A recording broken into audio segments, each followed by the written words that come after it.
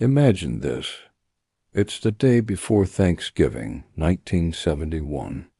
A man in a dark suit, looking like any other businessman, walks up to an airline counter in Portland, Oregon. He buys a one-way ticket to Seattle under the name Dan Cooper. He boards Northwest Orient Airlines Flight 305, sits down and orders a bourbon and soda. He's calm, polite, and completely unremarkable. But within a few hours, this man would commit one of the most audacious crimes in American history and then vanish, becoming a legend known as D.B. Cooper. Shortly after the flight took off, Cooper handed a note to a flight attendant named Florence Schaffner.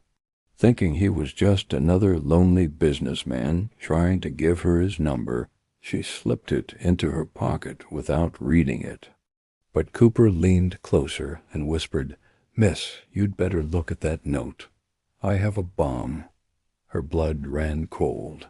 She unfolded the paper, and the neatly printed words laid out his demands: $200,000 in cash, 4 parachutes, and a fuel truck ready in Seattle. To prove he wasn't bluffing, he opened his briefcase just enough for her to see a mess of red wires, sticks of dynamite, and a large battery. The threat was real. What's truly bizarre about this hijacking is how incredibly composed Cooper was. He wasn't frantic or aggressive like you'd expect. He was described by the crew as thoughtful and well-spoken. He even insisted on paying his drink tab and tried to tip the flight attendant. He was so calm, it was almost eerie. He knew exactly what he wanted and seemed confident he would get it. The airline, the FBI, and the pilots all knew they had to comply. The lives of 36 passengers were at stake. The flight circled over Seattle for 2 hours, while authorities on the ground scrambled to gather the money and parachutes. Once everything was ready, the plane landed. On the tarmac, Cooper's demands were met. The cash, all in unmarked $20 bills, and the parachutes were brought aboard. In exchange, he allowed all the passengers and 2 of the flight attendants to leave the plane. He kept the pilots and 1 other crew member. He had his money, he had his parachutes, and now he had the plane. After the plane was refueled, Cooper gave the pilots his new, very specific flight plan. They were to fly towards Mexico City, but stay at a low altitude of just 10,000 feet. He also demanded they fly at a slow speed, just under 200 miles per hour. And most critically, he instructed them to keep the rear staircase of the Boeing 727 lowered during the flight. This was an unusual feature on commercial planes, an air stair at the back that could be opened mid-flight. As the plane took off again and headed into the dark, stormy night, the remaining crew were huddled in the cockpit. The weather was terrible freezing rain, high winds, and near-zero visibility. At around 8 p.m., a warning light flashed in the cockpit, indicating that the aft air stair had been opened. Cooper had told the crew to stay put, so they didn't dare go back to check. Then, somewhere over the dense, rugged wilderness of southwestern Washington, D.B. Cooper did the unthinkable. He strapped the 21 pounds of cash to his body, walked down the stairs, and leaped out of the back of the plane into a ferocious storm. He disappeared into the night, and that was the last time anyone ever saw or heard from him. What followed was one of the largest and longest manhunts in U.S. history.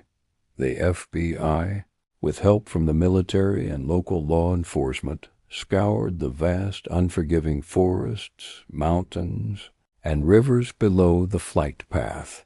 They searched on foot, with helicopters, and even with a submarine to check a local lake. But they found nothing.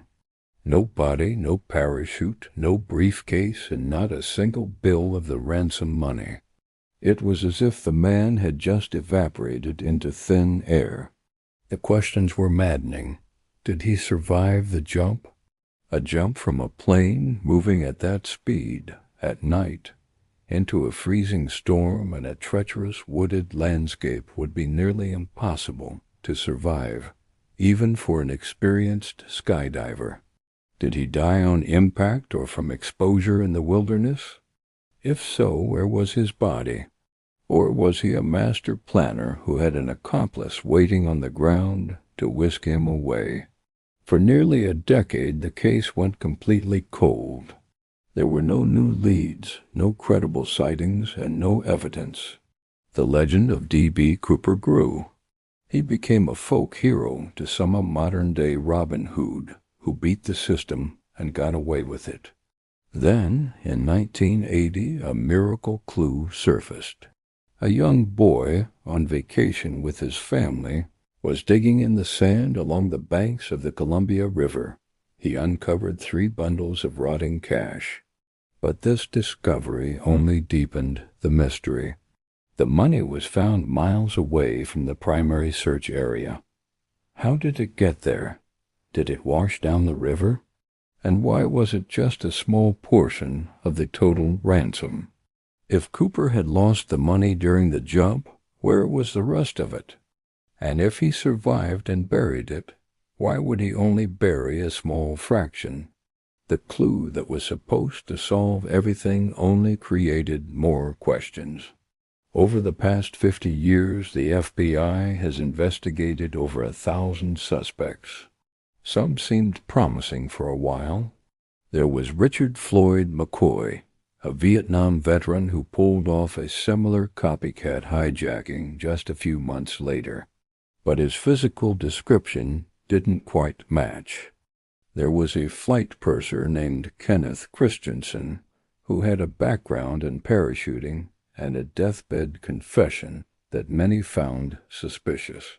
And more recently, there was Robert Rackstraw, a former military pilot with a troubled past, who cryptically seemed to enjoy the speculation that he was Cooper. But in every single case, the evidence was never strong enough.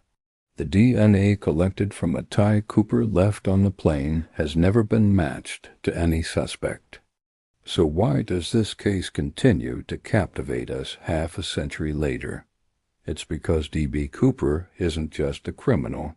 He's a myth. He represents the ultimate fantasy of escape.